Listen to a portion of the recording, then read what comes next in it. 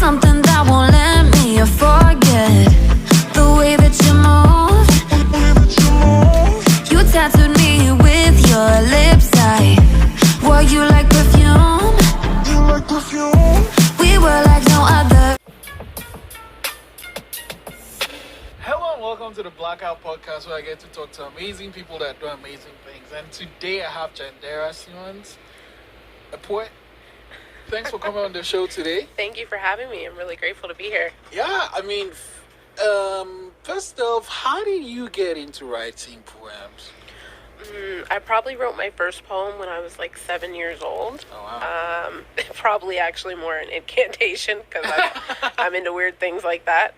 But I didn't get serious about my poetry until a couple years ago when I started going through a hard time. And then it's like poems just kept flowing out of me. I really used it as a way to get out like some of my inner anxieties and use my voice as well as, just a therapeutic thing. Yeah. Okay, and so how long ago was this when you're dealing with this bad time? I'd say about 3.5 years ago, almost 4 years ago. What happened? I've suffered insomnia since I was like 14 years old, so it's very hard for me to sleep. And then my friend Joey passed away. He lost his life to gun violence around that time, so it was very difficult for me because I didn't even expect it to hit me as hard as it did. He and I were childhood friends. A group of us would all hang out together from like grade 7 to grade 8 to grade 9. And I ended up seeing him like a couple months before he passed away. We were just in a bar, you run into like some of your childhood friends, and to hear that like he wanted to join the army and he wanted to, get his life together and so on was great. And so I ended up logging on Facebook one day after hearing that somebody got shot, and I saw, it was him. That was a really hard time for me. So I was already dealing with my insomnia, and then, just finding out that he was gone. He's even younger than me, and, knowing that he won't get to see his family, they won't get to spend time with him, he won't get to, have children or do all the things that he wanted to do. It was a hard time for me. I can't even imagine that. And so writing the poem was helping you cope with that? So I actually didn't start writing poems right then and there. I kind of, there was a couple more things going on, like my sister, who I've always had a tumultuous relationship, recently moved home after that, and I still wasn't sleeping. And so it was just kind of like one thing after another. I started drinking more heavily, which I wouldn't say I was a complete, drunk or an alcoholic, but just for me it was a lot. And so it was just, it became some way to cope. Yeah. And yeah. Wow. So it's like things were just pretty much piling up on each other, one thing and the next thing and then the next thing. And before poetry, were you coping in any other way apart from the drinking, I'm guessing?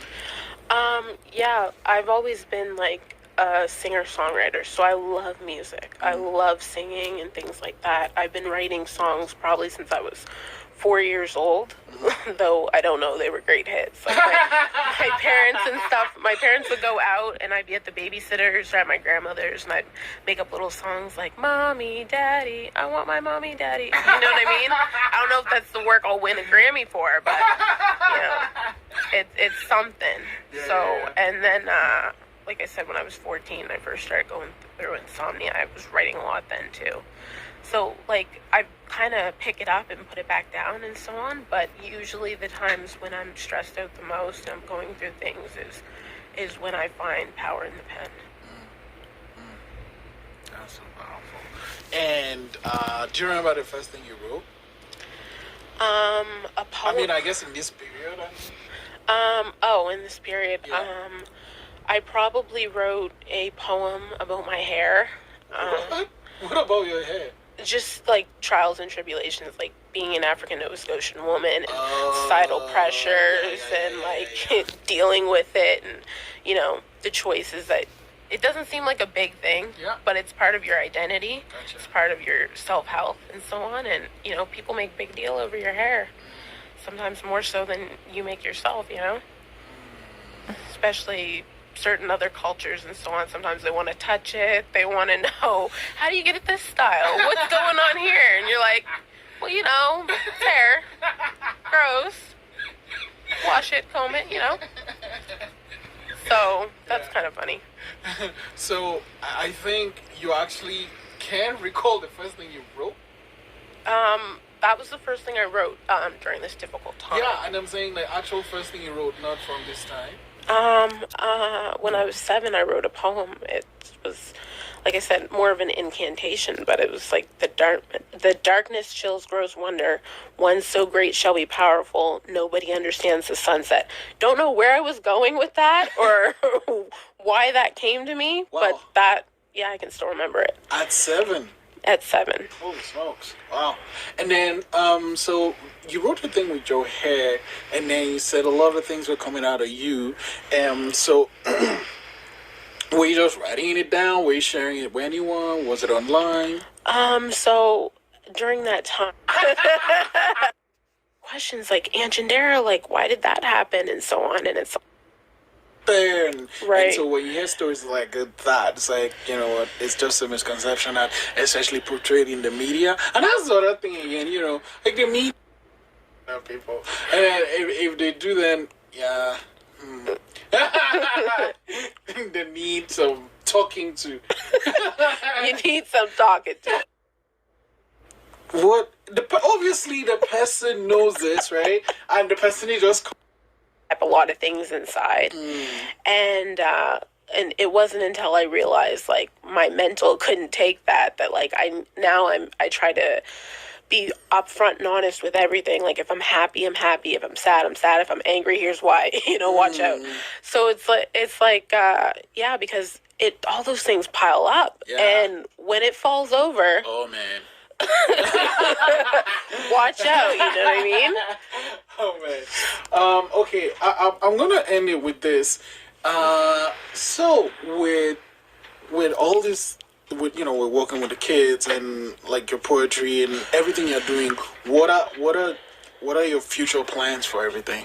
I think short term, I want to start performing again with my singing and so on. So I'd like to really put that in the forefront because I've gotten away from writing songs. I've been writing poetry, like I said, forever. But I've gotten away from my songwriting. I think I want to pick that back up as well as performing.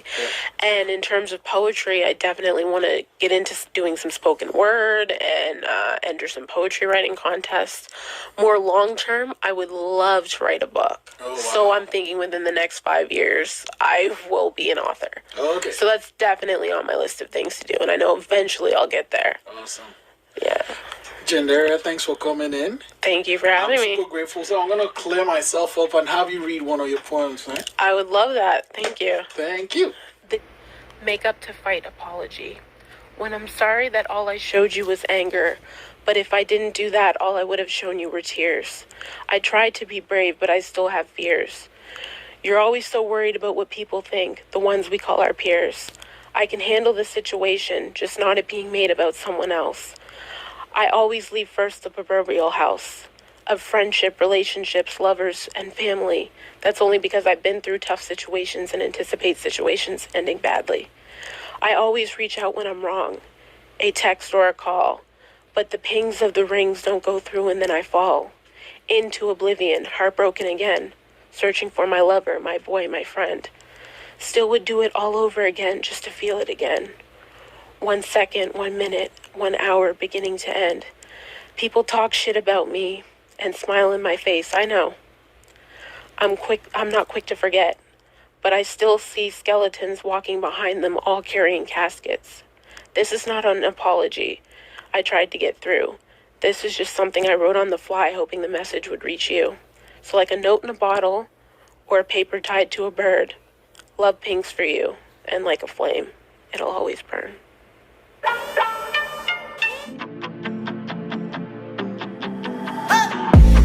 something that won't let me afford